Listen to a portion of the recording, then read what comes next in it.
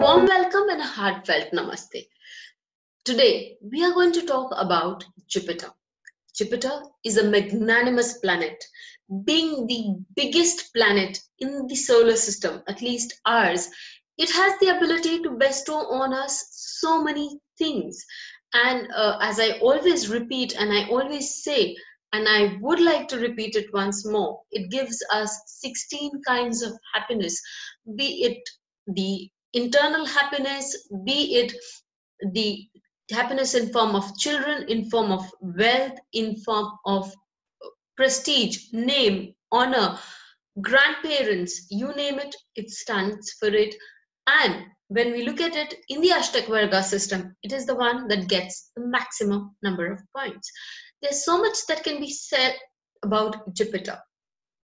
One thing that we really do need to remember is that Jupiter, though takes us towards spirituality, it does not allow us to face that meagerness or to face that frugality or that strict attitude that Saturn wants to bestow on us so that we reach our goal faster. Jupiter wants us to enjoy life that we have. It is in fact the jiva in the Nadi system, and yet reach our goal, that is the ultimate merging with the one. Extremely and highly spiritual planet. This moves us towards a better us, makes us morally more conscious and giving, because let us not forget, Jupiter is like that. It owns the two houses, the two rashis of the natural zodiac. The Sagittarius standing for morality, Sagittarius standing for the good things, ethics, values, upholder of truth and fairness, and the 12th house of Pisces, where it is all about meditation, it is all about giving, it is all about letting go. So in essence, Jupiter does help us, make us realize that these things are very, very important if we need to move on to a different level spiritually and existentially. So let us talk about Jupiter now. Jupiter now moves into Jyestha Nakshatra in the first pada from 27 December 2018 to 12th January 2019. Jupiter is also known as Brihaspati, and he is the guru, the preceptor of the Devatas, and the Devatas are said to be the positive force of the universe. He holds a high position of reverence in the eyes of all. Why does he do so? Because he assists these very Devatas to meet success in all their endeavors. He is the head priest of the Devatas, and as a head priest of the Devatas, he is duty bound to perform yagnas, the havans, so that these Devatas meet with prosperity, success in whatever they do. These yagnas bring in luck and prosperity for the Devatas, making them very, very strong. Jyestha Nakshatra. Jyestha Nakshatra falls in the last part of Scorpio, and it is a very, very strong point. Why so? It is ruled by the king of the Devatas, Indra Devata. Okay, as he's the king or the emperor, but if we take it in our modern day parlance, he could be any governing authority or prime minister, president, any governing authority. As these governing authorities are posts that are given to people by elections or by voting in nowadays, or by the dint of their hard work, by the dint of their force. In the yester years or in the earlier yugas, this post of Indra is also awarded to a person who has performed enough penance and he's accumulated so much merit that he deserves this post. Any person who has done enough penance can reach an authoritative position in life. It has to be noted that Indra was the most worshipped of all the Devatas in the ancient times, because he is also the god of rain. As the god of rain, he held a strong sway in the lives of people, because primarily all the ancient civilizations were agricultural based. So for agriculture, timely rain is very, very important. Indra saw to it, and that is why he was worshipped. The forces of nature were very much worshipped in the yester years. Now, this creates a huge amount of ego trip, because he realizes that he is important, and so he goes on a huge ego trip. To get him on his level and to make people realize that there are other forces of nature which hold an equal say. Krishna, Lord Vishnu, in his avatar as Lord Krishna, made the residents of Gokul and Govardhan and those surrounding areas of Mathura, Vrindavan, Barsana, all that area, he made them worship the mountain as their source of sustenance and bounty, because primarily those people were cattle grazers, cattle rearers, and their lifestyle, their livelihood came from the cattle and its products. So they Krishna put in a point to the council that Govardhan provided them with the resources, that is the vegetation, protection, etc., for the cattle and themselves. So it was the one that deserved a respect. What followed on was a battle and a tussle we all know about, and Indra finally had to concede and come down and ask for sorry to Lord Krishna for the way he had behaved. Now, if we take this into account, this story into account, we will find that Indra seems to be a controlling, fanatic, and egoistic king, a very vicious one. And that is the flip side of the story. This is the flip side of Indra that we see into account. But this nakshatra, definitely, Jyestha meaning the eldest, holds a very strong position, and these people are very authoritative and would want a very strong position in life. However, Indra can be controlled by Jupiter. So Jyestha is one nakshatra where Jupiter is very, very happy and strong. Why so? Because he is the Devguru. Now, what will follow on is a story that I will love to explain to you, because as we move on, we are discussing only about Jupiter's transit into the first pada of Jyestha. Indra is very upset, or he's afraid when Jupiter is not around, or Guru Brihaspati is not around, because of the consequences that he may have to face when Dev Guru Brihaspati is not around. Once what had happened was, Dev Guru Brihaspati decided to visit Indralok, Devlok. Indra was very busy with his damsels, and he did not give or did not realize that Dev Guru Brihaspati had moved into that zone or had come to his court, and he neglected his guru.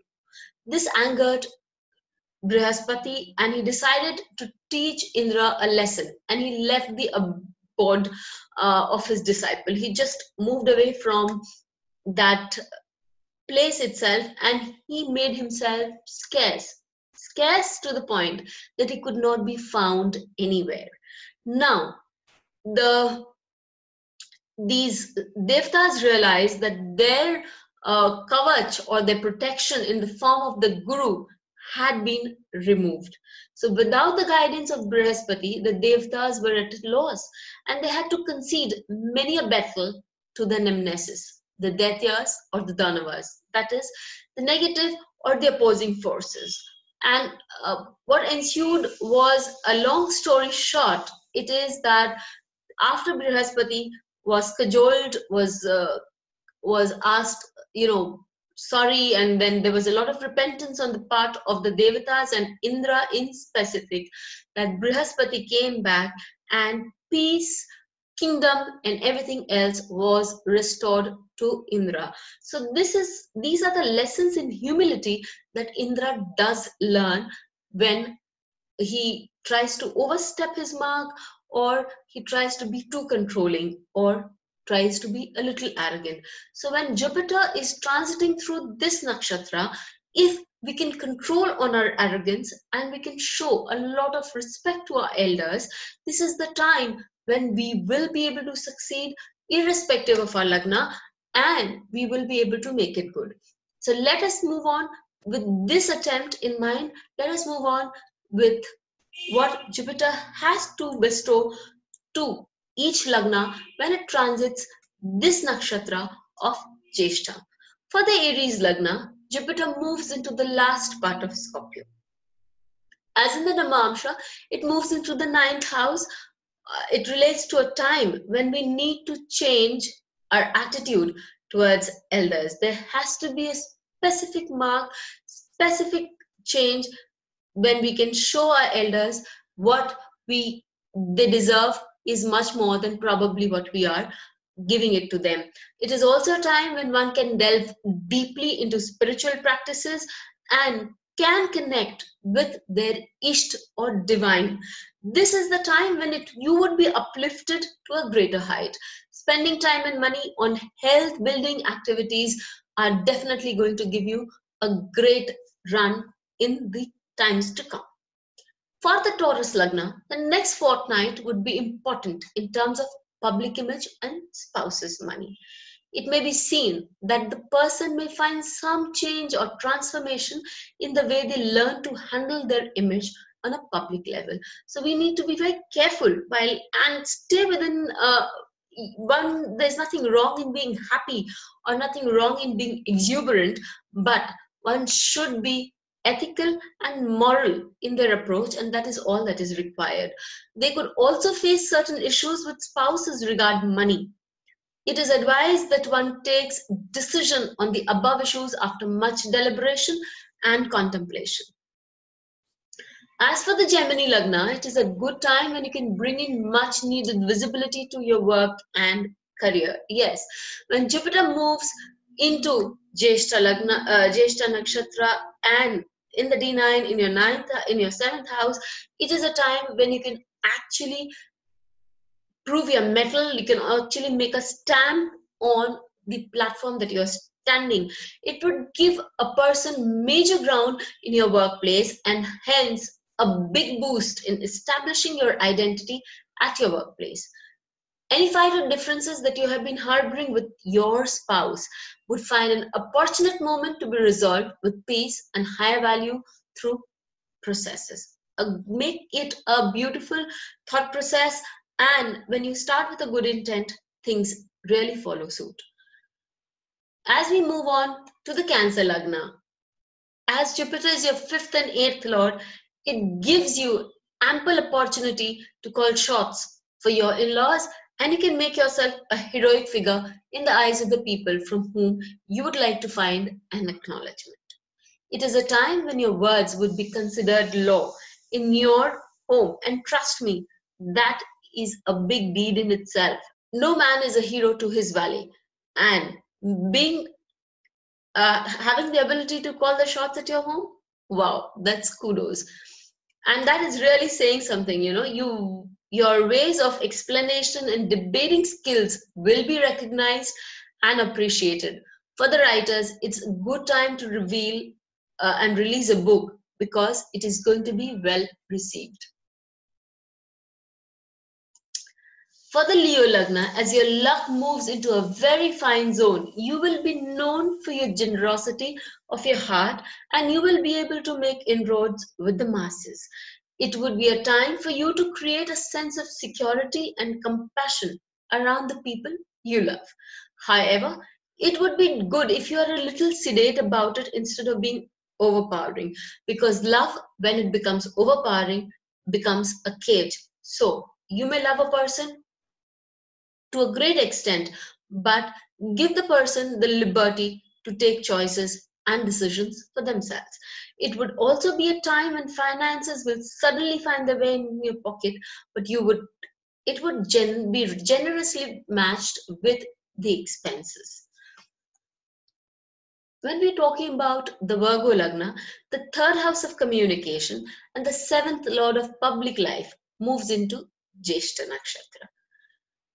For this gives you a great gift of relying on your creative powers to find a strong foothold in public hearts and getting your opinions heard.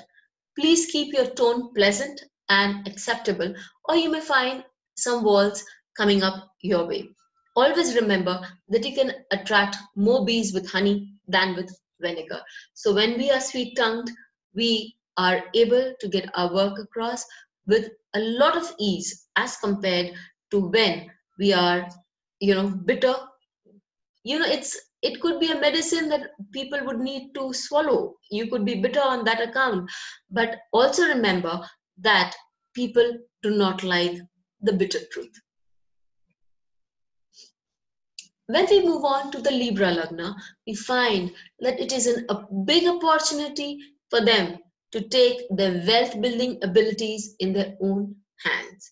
It is a time when you can use your communication skills and your knowledge to secure a good job for yourself. It is a good period for you to socialize with family and friends. As you have an innate wisdom to conduct yourself, this period should bring you joy and happiness if you learned to keep a pleasant front. As always, there is a flip side to this nakshatra, and that is being a little too overpowering. So if we keep that ability in check, everything is fine to go. When we move ahead with Scorpio Lagna, we find that luck is very much a part of this transit, because as a part of this transit, currently the Lagna Lord and the fifth Lord have exchanged houses, and one is likely to get a lot of favor and recognition coming their way. It is also a time when Jupiter, being the second Lord too, and in the Navamsha placed in the second house, money will definitely find some way or the other into your accounts in the next fortnight. It is best if you, in spite of all the recognitions that you receive, in spite of all the favors coming your way, you keep your moral values and ethics firmly entrenched in the grounds. Children will also be a major source of joy in the coming weeks. For the Sagittarius Lagna, it is time to be generous. You are likely to find yourself in an assertive position and you will do good for yourself. Yes, so for that you need to have the strength to be assertive, but there's a fine balance between being assertive and losing it all or trying to control or grasp it all. Don't move into that zone. Be assertive, be firm, but remain gentle. However, it is also a time when you will be shelling out money for either enjoyment or charitable purposes. A balance between the two will do you good. Expenditure on account of travel is also in books, but it would be a way to connect with the masses and to generate future income. So all in all, this is also a very great time for the Sagittarius Lagna too. For the Capricorn Lagna, the 12th Lord and the 3rd Lord in the 11th house represents a time for foreign income. As it goes into the 12th house in the D9 chart, it shows a major chance of foreign travel on account of work. So anyone who is waiting for a visa or who wants to put in an application for travel on account of work, this is one major fine period. It is a time when you will be prone to thinking in terms of your spiritual upliftment also, and will have a charitable disposition, especially for the next 2 weeks to come. An ability to balance the material as well as spiritual side is available to you, so you should make the most of it. You're likely to leave a mark on your foreign associates or your clients. For the Aquarius Lagna, it is time for you to reap benefits from your profession. Contacts are likely to make things easier for you in your professional life. You're likely to generate income with your expertise quite easily. So go all out, all upfront, and get what you can. It is also a time when you need to be careful about your health. Don't ignore your health because it could cost you money too. Being ethical in whatever you do will lead you to places. Be firm, but be gentle is the call for the fortnight for you. Lastly, the Pisces. For the Pisces Lagna, it is a very exciting period for your job or work. This period gives you a time to reinstate yourself in your profession. You would be able to do it with great ease. As your administrative and authoritative abilities are at its all-time high, it will be very easy for you to prove your mettle in whatever you do. It would be most beneficial if you listen to the advice extended by an elder. It will lead you to a golden point in your career with much ease. With that, we come up with the transits this week. We see that Sun moves in Sagittarius from Purvashara 1 to Purvashara 3. Moon moves from Chitra 3 to Purvashara 3. As usual, covering 3 houses, 4 houses. Mars moves from Uttara Bhadrapada 1 in Pisces to Uttara Bhadrapada 2 in Pisces itself. Mercury moves from Jyestha 4 to Sagittarius Mula 3. So Mercury enters the sign of Sagittarius and begins a new journey in this week. Venus moves from Vishakha 3 to Anuradha 1. Venus also makes an entry into the sign of Scorpio. So we find a lot of changes as regards to houses relating to Venus and Mercury too in this transit. Saturn remains in Purvashara 2 during this week, and Rahu and Ketu are already firmly instated in Punarvasu 4 and Uttarashara 2 respectively. The good days of the Panchang are, we have quite a few this week. They are Monday 31st December, Tuesday 1st January, 2nd January Wednesday, and 3rd January Thursday. So if any one of you want to talk to me, know more about the analysis that I do, you can visit my website, that is www.anuradhasharda.com, or if you want to know more about the analyses, you can always write to me at anuradha.s@anuradhasharda.com. You can book in your consultations from my website, and I always have a daily message that the universe would help us unfold in our lives, and that for that you can find me on Instagram at Anuradha Sharda, and also my Facebook page, that is Divine Sciences. Jupiter, as I said earlier, is one of the most beneficial planets, but it too has a very strong point associated with it. Protocol and also due respect to elders is something Jupiter is very fond of. So if we want to increase the strength of our Jupiter, if we want to make it vibrate on a bigger scale, there are a lot of things that we can do. We can be generous, we can be magnanimous, and we would learn to have to accept for what our elders are and respect them for what they have given us in their journey along with us. Think about it, do write on this, and I'll be here again next week with a new planet to talk on. Thank you so much and have a great year. May this year bring all of us a lot of health, wealth, prosperity, and the peace that we all deserve and aspire for. Thank you.